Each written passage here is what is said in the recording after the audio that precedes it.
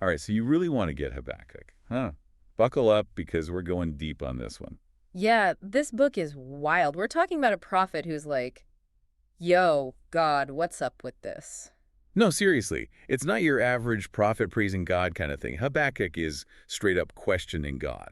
That's what makes it so interesting, right? He's not just, accepting everything. He's challenging the status quo. He's looking around, seeing all this injustice and being like, hold up, God, this doesn't seem right. And that's the setup of the whole book, right? It's a dialogue. It's Habakkuk airing his grievances to God.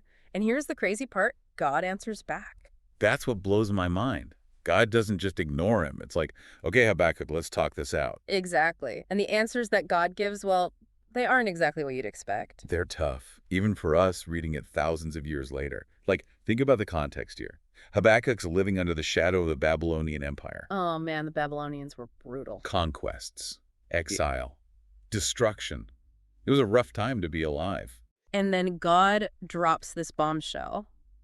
I'm using the Babylonians to punish the Israelites. Talk about a moral dilemma. You're telling me God is using evil to fight evil. I mean, how does that work? It's a question that has bothered people for centuries. Right. Does that fit with our understanding of a good and just God? It's hard to reconcile, right? Like, Yeah. we want to believe that God is on the side of the good guys, so to speak. Yeah, it throws a wrench into things for sure. But think about it this way. God has always worked through imperfect people and systems. That's true. Think of Moses, Uh, just an ordinary guy, and God chooses him to lead the Israelites out of slavery in Egypt. right. And the Israelites, they weren't exactly saints themselves. They were constantly grumbling, complaining, even turning away from God. They tested him at every turn. It's Yeah. like, come on, people, cut the guy some slack. But you're right. It shows that God doesn't just work with perfect beings. He uses what's available. Exactly. And I think that's a key takeaway from Habakkuk. Sometimes we expect God to act in a certain way on our timetable. Yeah, like we want instant karma. You do something bad, bam, you get punished. But God's perspective is way bigger than that. He's playing the long game. And that's where Wakak really struggles, right? Ah. He wants justice, and he wants it now. He's like, God, I'm seeing all this bad stuff happening. Where are you? What are you doing about it? I feel that. We've all been there, right? Yeah. Like, why is this happening? Why isn't something being done? It feels like Habakkuk is wrestling with that same tension. He is. And you can see it in his final prayer. There's a sense of, I don't know, resignation, acceptance. But it's not a happy acceptance, is it? It's more like, okay, God, I trust you, even though I don't understand what you're doing. Right. That's that wrestling match between faith and doubt. It's honest. It's raw. And it's something that a lot of people can relate to, even today.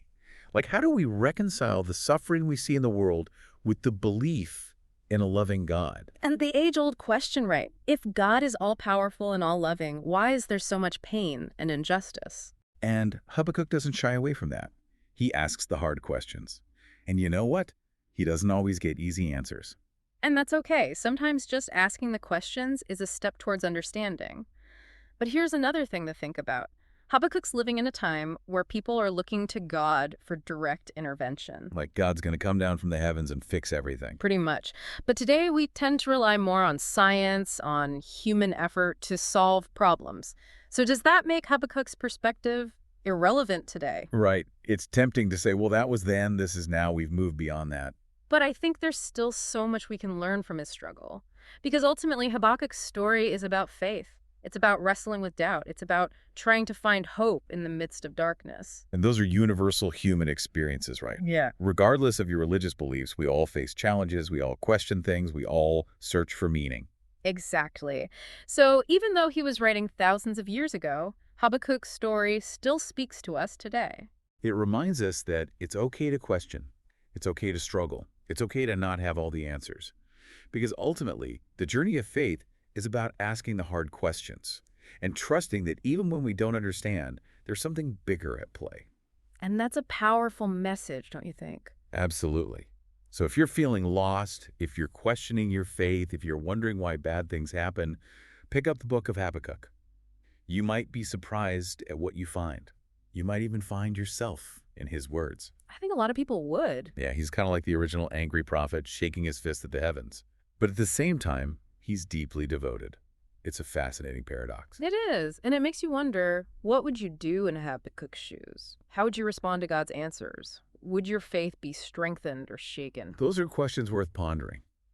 And that's what we're all about here, right? Getting you thinking, getting you digging deeper, getting you engaging with these ancient texts in a way that's relevant to your life today. So until next time, keep exploring, keep questioning, keep seeking. And who knows, you might just stumble upon some answers along the way. Or even better, even more questions. Exactly. The journey is the destination, right? Yeah. All right, folks, that's a wrap for today. See you next time on The Deep Dive. See you then. Bye. Bye.